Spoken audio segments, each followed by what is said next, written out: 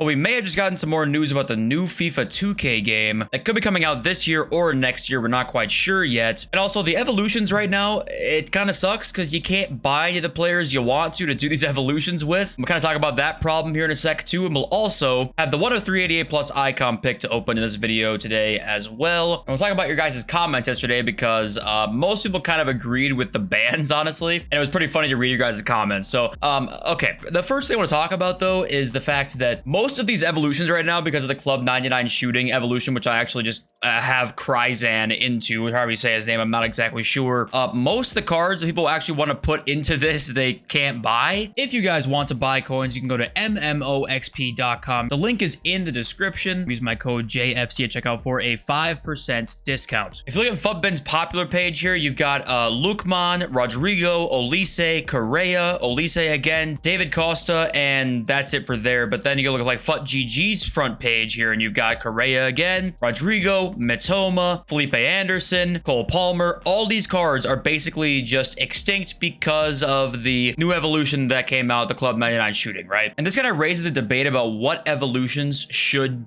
be in a sense, because should they kind of be a reward for you holding on to cards for the whole year? You know, if you didn't put a Cole Palmer or a Felipe Anderson or a Mitoma into anything this year and you had them in your club, you now can use them in the evolution. But if you did use them obviously into something, you can't buy them right now. And I'm assuming it's going to be very hard to buy one probably all the way until the evolution finishes. Maybe at the very end you can probably start to buy them, but it kind of raises the question about what evolutions really should be and what you guys think it should be, because a lot of the cards that are the best you can't get unless you got pretty lucky and just kept one in your club. Now the thing is, like, is it realistic to put 100 or to keep 150 cards in your club and never put them into an SBC? I would say probably not, but do you want people rewarded for keeping cards to now you put them into evolution? So I don't know what you guys think about this, but a lot of the cards right now that people want, they can't get or buy. And it would help too if there were ways that you didn't have to use the most meta cards ever all the time. That Golazo Cup that came out though,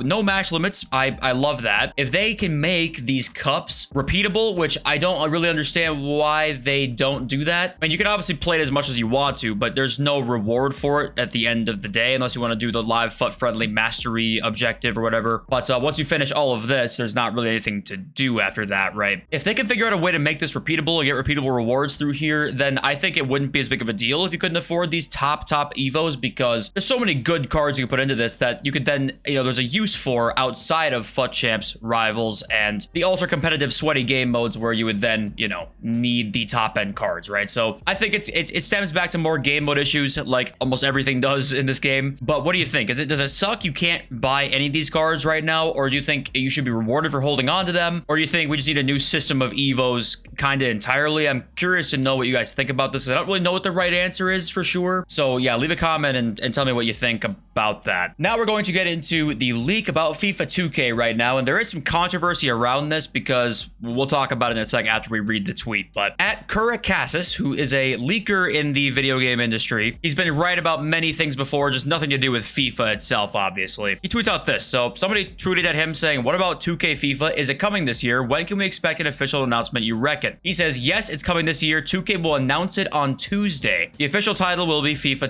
2KFC. Obviously, if this is true, that is huge news, because in literally 2 days, they will announce the title. And he also said it's coming this year, which would imply that it'll release in, like, you know, possibly October, November of 2024. And he also says the title will be FIFA 2KFC. Now, remember here, it's April 1st. It's April Fool's Day. I did not fool you today, even though I really wanted to, but I couldn't think of anything clever enough to actually fool you guys with. But anyway, the name of it is FIFA 2KFC, as in KFC, like the chicken, the fast food place. So he says, 2K, you dropped this. It's a big chicken leg. So he's making fun of the fact the name is FIFA 2KFC. Now, is that basically an April Fool's joke? We can't rule that out at all. Like, it could definitely be an April Fool's joke, but publications and articles did run with this, and they are also making articles saying FIFA 2KFC could be a thing here and could be announced on Tuesday. So this is the most information we got right now. Obviously, where there's smoke, there's fire, it feels like this year with FIFA 2K. I think it's guaranteed they're making a game coming out this year. That would be, it would have had to have been in development for a while and kind of secretively in development for a while if it were to come out this year. But I don't want to sit here and just say like, hey, this is a guarantee when there's a chance this is a complete joke anyway. But it doesn't really make a lot of sense for it to be a complete joke. I mean, the guy doesn't really seem like he jokes around a lot on Twitter. You know, I went through his page to kind of see like what his page was like, and there's not really much of a joking sense anywhere. But anyway, the point is, it seems like where there's smoke, there's fire here, and FIFA 2K is going to exist. We're almost guaranteed for that now. And if it were to be announced on Tuesday, that would actually be pretty crazy. And obviously, we'll stay up to date with that on the channel. If you subscribe, I love you.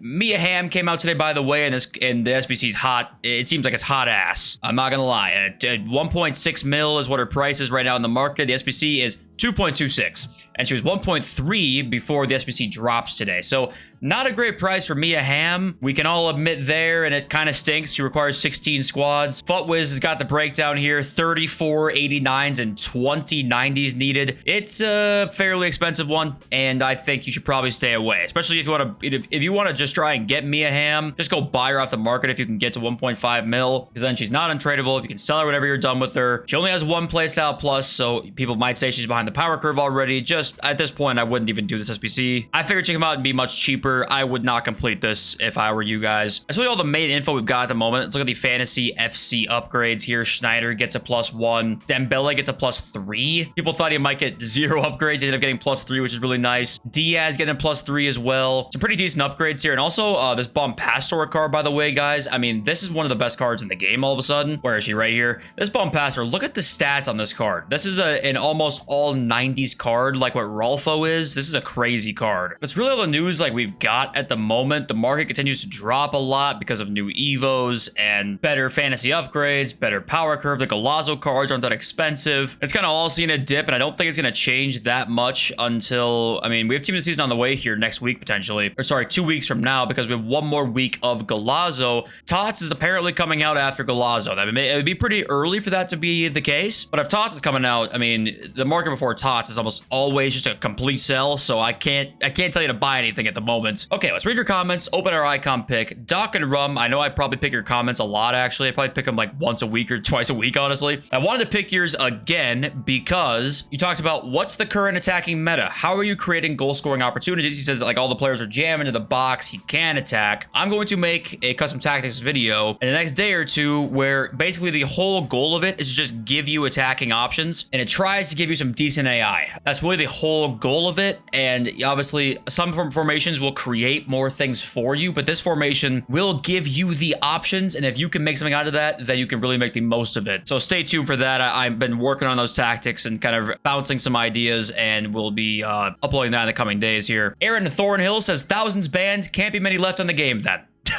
Yeah, that's true. Many of you guys said that the gameplay feels the best kind of late at night or early in the morning. That seems to be the best consensus. And it's just so interesting because I feel like I've had a similar experience as well with that. But at the same time, I also think that it's not server related. So it makes no fucking sense to me how any of this stuff works. All I know for sure is the game feels inconsistent relatively frequently. For some of you, it's all the time. For some of us, it's not as often. For me, it's like 50-50. I don't know what the hell's going on. It's been this way for a decade, but I always feel like I'm failing in a sense because I can't like fully explain why. So people will just say, hey, this isn't true. This doesn't exist. This is biased. This is whatever, right?